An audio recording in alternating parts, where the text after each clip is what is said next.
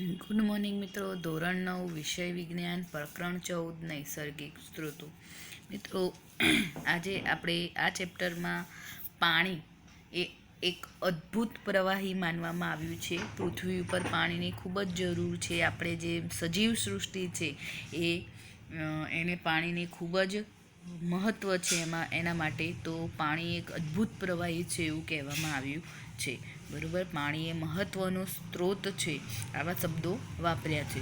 બરાબર, પાણી એ એક પ્રવાહી માધ્યમ છે, બરાબર, જે સજીવ સૃષ્ટિ માટે ખૂબ જ જરૂરી છે. અને બ્રહ્માંડમાં આ જે પાણી છે એનું માત્રા બ્રહ્માંડમાં પૃથ્વી જે ગ્રહ છે એક જ એવો ગ્રહ છે કે જેના ઉપર એના લીધે સજીવ સૃષ્ટિ એ અસ્તિત્વ ધરાવે છે. બાકી બ્રહ્માંડમાં બીજે કોઈ ગ્રહ ઉપર અસ્તિત્વ પાણીનું નથી, માટે ત્યાં સજીવ સૃષ્ટિ નથી. બરાબર, હવે પૃથ્વી સૂર્યમંડળમાં એક એવા સ્થાને છે કે જેનું યોગ્ય તાપમાન મળી રહે છે. પાણી પ્રવાહી સ્વરૂપે રહી શકે છે.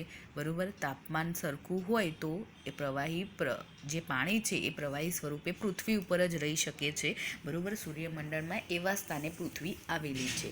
બરાબર, તો આ રીતે જે આપણા પૃથ્વી ઉપર સજીવ સૃષ્ટિ એ અસ્તિત્વ ધરાવે છે પાણી અને યોગ્ય તાપમાન સાથે. ઓકે, આગળ જઈએ તો પૃથ્વી પર જે મોટો ભાગ છે એ પાણીનો છે. બરાબર, પૃથ્વી પર પાણી 75% જેટલો ભાગ ધરાવે છે. પણ એ પાણી અમુક દરિયા, સમુદ્ર, બરાબર, આવા ખારું પાણી છે જે પીવા લાયક નથી. પણ નદી છે, તળાવો છે, સરોવરમાંથી મીઠું પાણી આપણને મળી રહે છે, શુદ્ધ પાણી આપણને મળી રહે છે. બરાબર છે, બરફ સ્વરૂપે, એટલે કે બરફ સ્વરૂપે પણ આપણને મીઠું પાણી મળી રહે છે. ધ્રુવ પ્રદેશોમાં જે બરફ સ્વરૂપે એ પણ શુદ્ધ પાણી છે અને એ શુદ્ધ પાણીના સ્ત્રોતો તરીકે લેવામાં આવે છે. હિમાલય જેવા પર્વતો ઉપર પણ બરફ સ્વરૂપે શુદ્ધ પાણી રહેલું છે. બરાબર છે, કે જે સ્થળ જ એટલે કે જમીન ઉપર રહેતા સ્થળ જ સજીવો માટે ખૂબ જ જરૂરી છે. પૃથ્વી પર પીવાલાયક પાણીનો મર્યાદિત માત્રામાં સ્ત્રોત છે. બરાબર, એટલે કે પાણીનો બગાડ કરવો જોઈએ નહીં. પાણી ઘણું છે પણ પીવાલાયક જે માત્રાનો સ્ત્રોત છે પાણીનો એ ખૂબ જ મર્યાદિત છે. બરાબર, ઉનાળામાં તેની તંગી આપણને સર્જાય છે. ઘણા ગ્રામ્ય વિસ્તારો જે એવા છે કે ત્યાં ઉનાળામાં પાણી મેળવવા માટે એ લોકોને ખૂબ જ સ્ટ્રગલ કરવું પડે છે. બરાબર, ખૂબ જ એ લોકોને મહેનત કરવી પડે છે. તો ઉનાળામાં પીવાલાયક પાણીને, બાકી પાણી તો જમીન ઉપર ઘણું છે પણ પીવાલાયક પાણીની તંગી સર્જાય છે. બરાબર છે, આગળ જઈએ તો સજીવો માટે પાણી શા માટે જરૂરી છે? તો સજીવો માટે પાણી એટલા માટે જરૂરી છે કે બધી જ કોષીય પ્રક્રિયાઓમાં પાણી જરૂરી છે. આપણે આગળ સજીવોમાં પાયાનો એકમ ભણી ગયા ચેપ્ટર, તો એમાં આપણે જોયું કે દરેક કોષની પ્રક્રિયા માટે પાણી, એટલે કે જે આપણા શરીરમાં જે વહેતું દ્રવ્ય છે એ પણ એક પ્રવાહી સ્વરૂપમાં જ વહે છે. બરાબર, એમાં પણ પાણી જરૂરી છે. શરીરમાં વિવિધ પદાર્થો પાણીના દ્રાવ્ય સ્થિતિમાં વહન પામે છે. બરાબર, એમાં ભળીને દરેક પદાર્થો શરીરમાં જે છે, લોહી છે, લોહીમાં ભળીને, પ્રવાહીમાં ભળીને દરેક પદાર્થો આપણા શરીરમાં વહન પામે છે. તો પાણી એ ખૂબ જ જરૂરી છે. પ્રાણીઓમાં ઉત્સર્ગ દ્રવ્યોના નિકાલ માટે પણ પાણી જરૂરી છે. વનસ્પતિઓમાં પ્રકાશ સંશ્લેષણ માટે પણ પાણી જરૂરી છે. બરાબર, તો સજીવોમાં દરેક જે વિવિધ જૈવિક ક્રિયાઓ થતી હોય છે એના માટે પાણી ખૂબ જ જરૂરી છે. બરાબર, તો સજીવો માટે પાણી ખૂબ જ જરૂરી છે એવું આપણે સમજીએ. હવે જોઈએ આગળ, તો આપણે આના માટે બે નાની પ્રવૃત્તિઓ આપણે કરી શકીએ છીએ ઘરે, કે આપણા ગ્રામ્ય વિસ્તારમાં અથવા આપણા આજુબાજુના એવા 2 સ્થળો પસંદ કરો કે જ્યાં પાણી, એટલે કે પાણીનું જળાશય છે, પાણીનો સ્ત્રોત છે, નાની નદી હોય, તળાવ હોય, બરાબર, એવું એક સ્થાન પસંદ કરો. અને બીજું એવું સ્થાન પસંદ કરો કે જ્યાં જમીન છે, ત્યાં પાણી મળતું નથી. બરાબર, હવે આ બંને જે સ્થળો આપણે પસંદ કર્યા છે એ બંને સ્થળો ઉપર જઈને આપણે થોડું અવલોકન કરીએ છીએ તો આપણને દેખાય એવા જ સજીવો આપણે જોઈએ, બરાબર. પાણીની આજુબાજુ કિનારા ઉપર જે સજીવો છે, પાણીની અંદર જે સૂક્ષ્મ કીટકો રહેલા છે, બરાબર, પાણીની અંદર જે પ્રાણીઓ સજીવો રહે છે, એની આજુબાજુ જે વનસ્પતિઓ રહેલી છે, પાણીની અંદર પણ વનસ્પતિઓ ઉગતી હોય છે, બરાબર. પાણીની કિનારે પણ નાના નાના છોડ ઘાસ ઉગતું હોય છે, બધું આ બધું સજીવ છે, બરાબર. તો જ્યાં પાણી હશે ત્યાં સ્વાભાવિક વસ્તુ છે કે ત્યાં સજીવ સૃષ્ટિ વધારે હશે, એટલે કે સજીવ નાના નાના કીટકો છે, સૂક્ષ્મ જીવો છે, મોટા પ્રાણીઓ છે, બરાબર. એ પાણી હશે ત્યાં એની સંખ્યા વધારે જોવા મળશે. પણ જ્યાં જમીન પડી રહેલી હશે, જ્યાં પાણીનો સ્ત્રોત નહીં હોય, નહિવત હશે જ નહીં, બરાબર, તો ત્યાં આ સજીવો વસવાટ કરતા હશે નહીં. અને જે સજીવ વસવાટ કરતા હશે એ ચોક્કસ અનુકૂલન ધરાવતા હશે, બરાબર.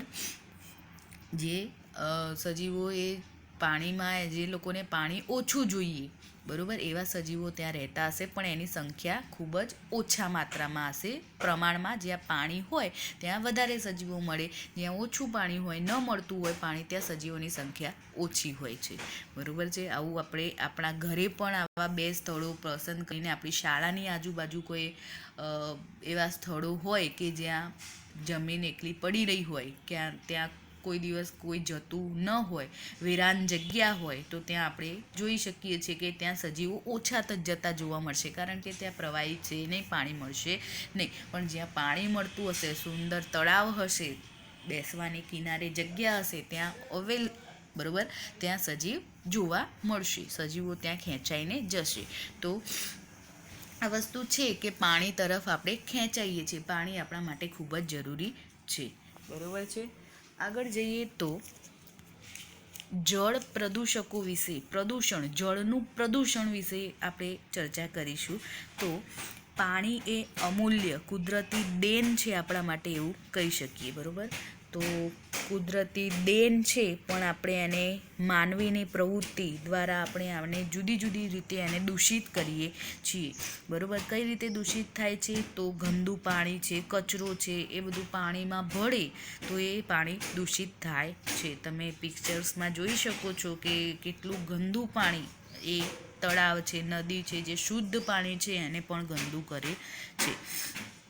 ખેતરોમાં પાક ઉત્પાદન માટે જરૂરી કીટનાશકો, રસાયણો, જંતુનાશકો, બરાબર, આના માટે જે દવાઓ છાંટવામાં આવે છે, કીટનાશકો, જંતુનાશકો, પાક સારો બને એના માટે, તો આ જંતુનાશકો, જે કીટનાશકો, જે દવાઓ છે એ પણ પાણીમાં ભળીને વહીને ક્યાં જાય છે? તળાવો, સરોવરમાં. તો એ પાણીને પણ ગંદુ કરે છે, બરાબર છે.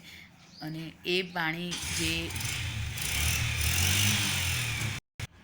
તો આ જે ગંદુ પાણી છે એ જળાશયોમાં ભળે તો જળાશયોના જે સૂક્ષ્મજીવો છે, પાણીમાં જે સૂક્ષ્મજીવો રહેતા હોય એને પણ નુકસાન થાય છે, બરાબર છે. ગટરનું પાણી છે, બરાબર, જે સુએજના પાણી છે, સુએજ વ્યવસ્થા છે, એનું બધું જે ગંદો કચરો હોય એ પણ આ નદીઓમાં ભળે છે અને નદીઓ ગંદી થાય, બરાબર. ગંગા નદી છે એને આપણે પવિત્ર માનીએ છીએ, બરાબર. ગંગા એ પવિત્ર પાણી કહેવાય છે કે એમાં એવું વિજ્ઞાન છે કે ત્યાં જઈને સ્નાન કરવાથી પવિત્ર થવાય છે, બરાબર, એવું કહેવાય છે. પવિત્ર નદી આપણે કહીએ છીએ, પણ એમાં પણ અત્યારે આપણે એટલી ગંદકી ફેલાઈ રાખી છે, બરાબર. તો એ પણ એક આપણા માટે શરમજનક વાત કહેવાય કે ગંગા એ ખૂબ જ આટલી પવિત્ર હોવા છતાં એ ખૂબ જ ગંદકી અત્યારે એની ઉપર ફેલાઈ રહી છે, બરાબર. હવે આના સિવાય પણ બીજી રીતે જળ સ્ત્રોતોને પ્રદૂષિત કરતા હોઈએ છીએ આપણે. તો એના 3 કારણો છે. જળાશયોમાં અનૈચ્છિક પદાર્થોનું ભળવું. અનૈચ્છિક પદાર્થો એટલે કે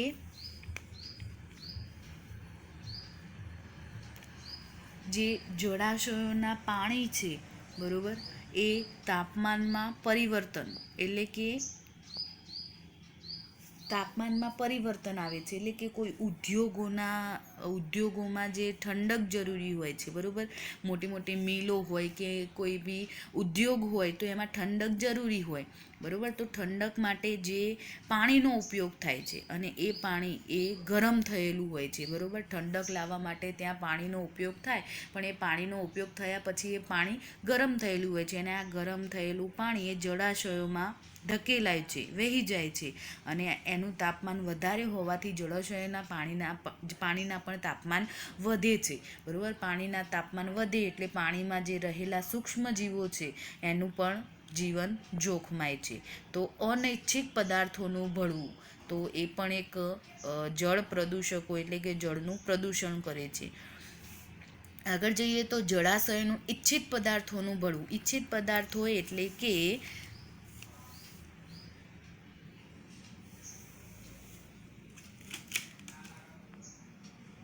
કેટલાક વિશિષ્ટ ઉદ્યોગો, પાવર પ્લાન્ટ છે, થર્મલ પાવર છે, સ્ટેશનમાં જે ઠંડક જાળવી રાખવા માટે આપણે જે પાણીનો ઉપયોગ થાય છે અને એને ગરમ પાણી થાય છે અને ગરમ પાણી એ જળાશયોમાં જાય એટલે એનું તાપમાન વધે છે અને એના લીધે જે સૂક્ષ્મજીવો છે એનું જીવન જોખમાય છે, બરાબર. પણ એ તો થઈ અનિચ્છિત પદાર્થો, બરાબર. પણ ઈચ્છિત કઈ રીતે થાય? તો જળાશયોમાં વસવાટ કરતી જે વનસ્પતિઓ છે, પ્રાણીઓ છે, પાણીમાં ઓગળેલા ઓક્સિજનનો ઉપયોગ કરે છે, બરાબર.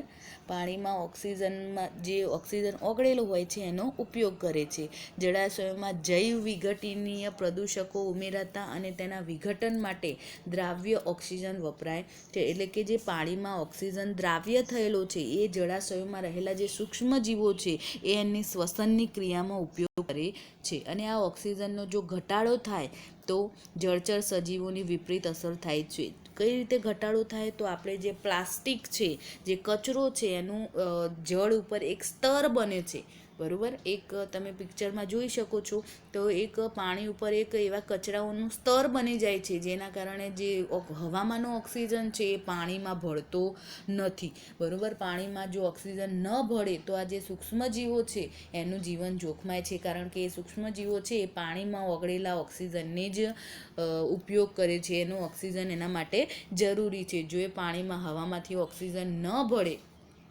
તો આ સજીવોનું જીવન જોખમાય છે, બરાબર છે. અને તાપમાનમાં અચાનક ફેરફાર થવો એટલે આપણે કહ્યું કે જળાશયોમાં રહેતા જે જળચર સજીવો છે ત્યાંના એક વિશિષ્ટ તાપમાનને અનુકૂલિત થયેલા હોય છે. એટલે કે તાપમાનને, જે પાણીનું તાપમાન હોય એને અનુકૂલન સાધીને તે ત્યાં રહેતા હોય છે, બરાબર. પાણીના ઉષ્મીય પ્રદૂષણને કારણે તાપમાનમાં અચાનક પરિવર્તન આવે છે અને તેને નુકસાન કરે છે. તાપમાનના ફેરફારની અસર તેમની પ્રજનન ક્રિયા પર પડે છે અને વિવિધ પ્રકારના પાણીના ઈંડા અને ડીંભ તાપમાનના ફેરફાર પ્રત્યે સંવેદનશીલ હોય છે, બરાબર. જે લોકોએ નવી સંતતિને જન્મ આપવા માટે જે ઈંડા મૂક્યા હોય છે એ તાપમાનમાં જ એનું ફલન થાય છે, તો એની સાથે સંકળાયેલા હોય છે, સંવેદનશીલ હોય છે. જો એ તાપમાનમાં ફેરફાર થાય તો એની પ્રજનન ક્રિયામાં પણ એ નુકસાનકારક છે, બરાબર. તો આ રીતે આપણે પાણીને ઘણા કારણોથી આપણી જે અજૈવિક જે ક્રિયાઓ છે, ધાર્મિક જે આપણી જીવનમાં જે આપણે ક્રિયાઓ કરીએ છીએ એ જ ક્રિયાઓથી પાણીનું પ્રદૂષણ થતું હોય છે, જે આપણે રોકવું જોઈએ, અટકાવવું જોઈએ, બરાબર. તો અહીંયા સુધી જ મિત્રો આ લેક્ચરમાં. નેક્સ્ટ લેક્ચરમાં કોઈ નવા ટૉપિક સાથે મળીશું. ઓકે, થેન્ક યુ મિત્રો.